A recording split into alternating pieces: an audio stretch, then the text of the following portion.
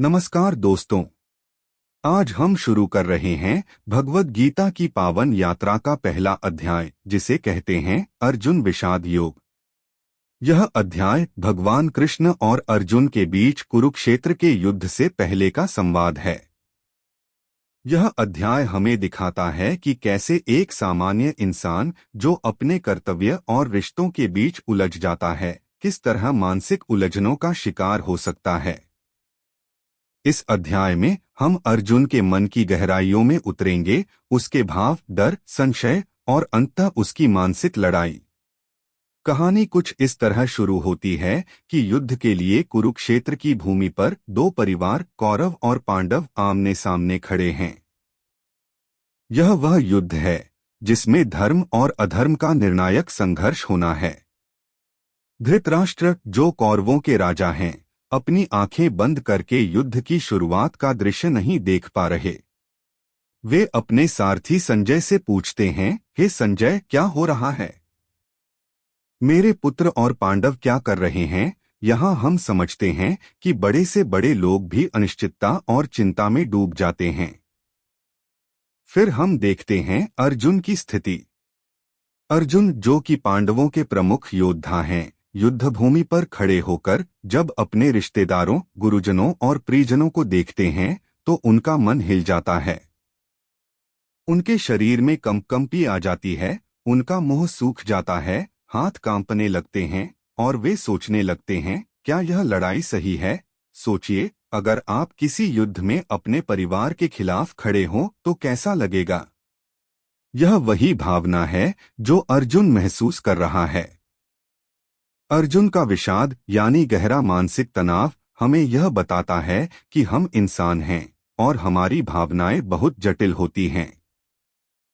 यह डर, यह भ्रम, यह उद्वेग, ये सब इंसान के मन के स्वाभाविक हिस्से हैं।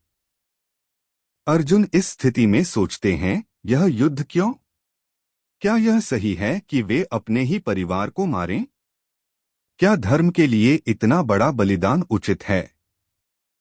फिर अर्जुन अपने धनुष को नीचे रख देते हैं। यहाँ एक बहुत बड़ा संदेश है, जब मन डगमगाए तो कदम भी ठिठक जाते हैं।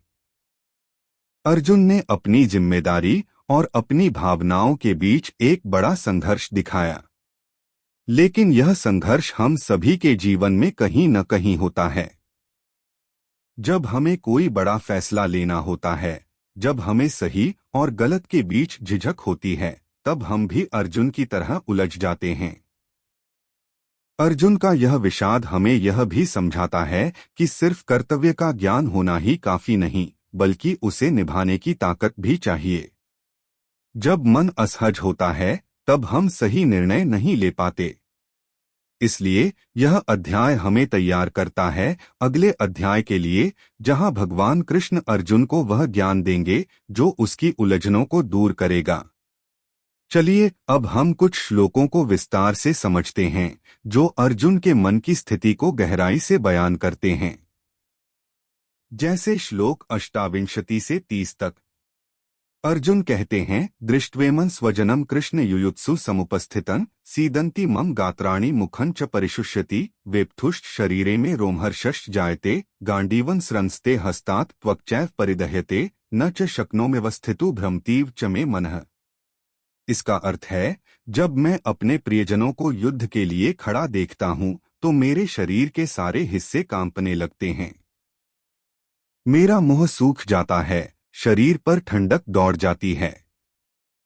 मेरा धनुष हाथ से फिसलने लगता है और मेरा मन पूरी तरह भ्रमित हो जाता है। यह श्लोक हमारे लिए इसलिए महत्वपूर्ण है क्योंकि यह बताता है कि अर्जुन का डर केवल शारीरिक नहीं, बल्कि मानसिक और भावनात्मक भी है। वह अपने परिवार के खिलाफ खड़ा होना नहीं चाहता और इसी वजह से उसका मन विचलित हो जाता है।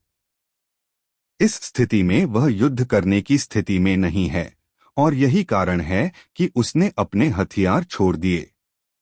जीवन में भी जब हम ऐसे फैसलों के सामने आते हैं जो हमारे दिल के करीब होते हैं, तब हमारी भी स्थिति वैसी ही हो जाती है जैसे अर्जुन की होती है।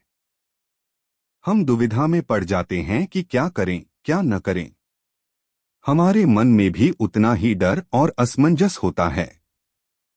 अर्जुन की इस परिस्थिति को समझना इसलिए जरूरी है क्योंकि यह हमें बताता है कि मनुष्य केवल कर्तव्य की मशीन नहीं है, बल्कि एक संवेदनशील जीव है जिसके अंदर भावनाओं का गहरा सागर है।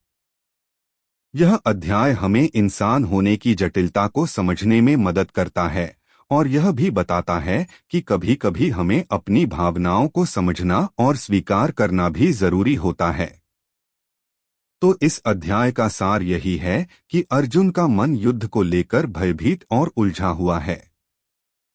लेकिन यह उलझन ही हमें इस पूरे ग्रंथ की शुरुआत का आधार देती है। अगला अध्याय भगवान कृष्ण की बुद्धि और ज्ञान से भरा होगा, जो अर्जुन का जीवन में सच्चा कर्तव्य क्या है और कैसे हम अपने मन के भ्रम से बाहर आ सकते हैं।